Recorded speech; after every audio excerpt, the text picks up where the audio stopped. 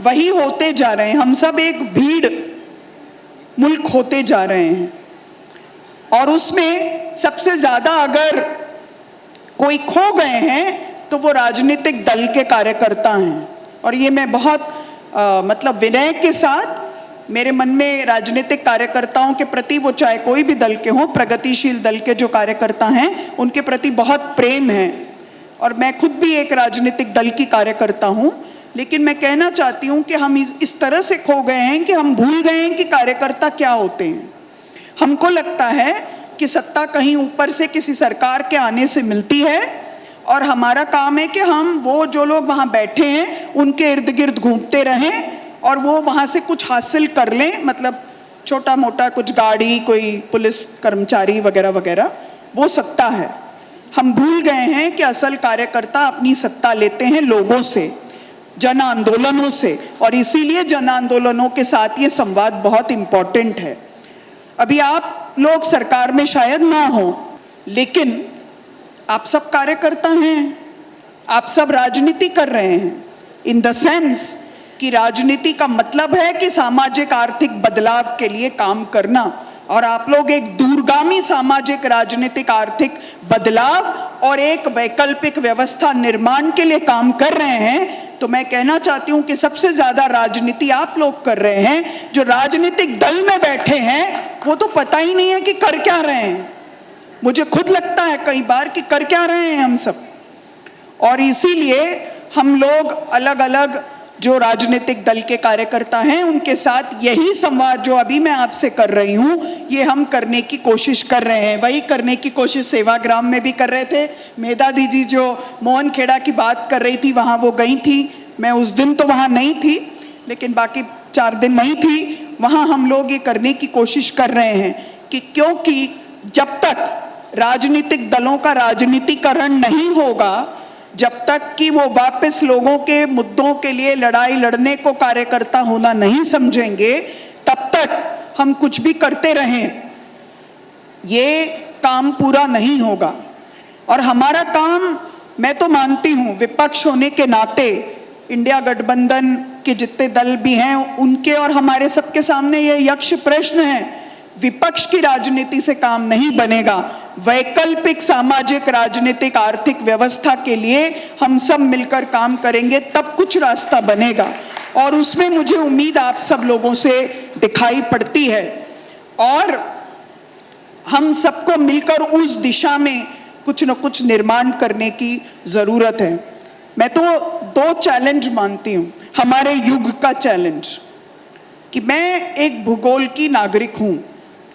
अब उस नागरिकता को क्या हमको नया जनेऊ नहीं मान लेना चाहिए वर्ण व्यवस्था का? जिस दिन मैं पैदा हुई मुझे क्या पता था कि मैं सूडान में पैदा होंगी, कि सोमालिया में होंगी, कि भारत में होंगी, कि शिकागो में होंगी, कि मैनचेस्टर में होंगी। लेकिन मेरी नीतियों पर, मेरे जीवन पर असर तो पड़ता है, जबकि अमेरिका में से ई कचरा मेरे मुल्क में भेज दिया जाता है। वहाँ पर अगर वो कुछ परमाणु करते हैं तो मेरी सांस लेने में दिक्कत आती है, तो मुझे क्या हक नहीं होना चाहिए कि मैं वहाँ पर भी जो नीति निर्धारण हो रहा है उसमें मेरा भी कोई से हो? ये क्यों कोई तय करे कि क्षेत्र के आधार पर ही रिप्रेजेंटेशन हो? भूगोल से बढ़कर अलग अलग क्षेत्र हैं जिनका रिप्रेजेंटेशन होना ही चाहिए। इंडिजिनस कम्युनिटी के लोग पूरे दुनिया में जहाँ अलग अलग रह रहे हैं वो सब जगह पर एक जैसी चुनौती का सामना करते हैं, तो उनका वोट क्यों नहीं होना चाहिए हर जगह?